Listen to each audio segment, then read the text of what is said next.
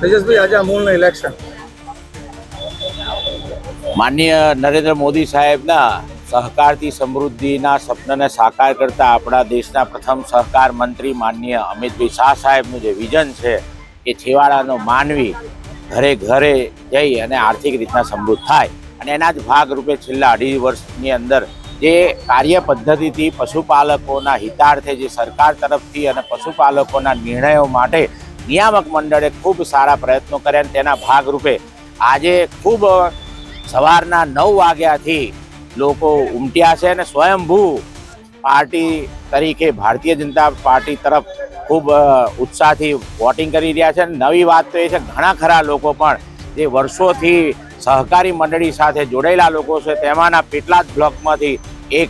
દિનેશભાઈ કનુભાઈ પટેલ જેઓ અમેરિકાથી હતા તેઓ પણ સ્પેશિયલ મતદાન કરવા માટે 2 દિવસની ટિકિટ લઈ અને એમના ઉત્સાહભેર આ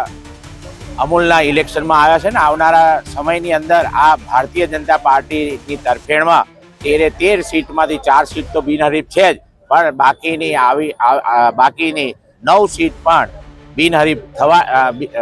વિજેતા થવાની છે અને તેના ભાગરૂપે આપણે આજે જોઈ રહ્યા છીએ આજુબાજુના માહોલની અંદર કે ઉત્સાહભેર ખેડૂતોના હિતમાં પશુપાલકોના હિતના ભારતીય જનતા પાર્ટીની તરફેણમાં મતદાન થઈ રહ્યું છે.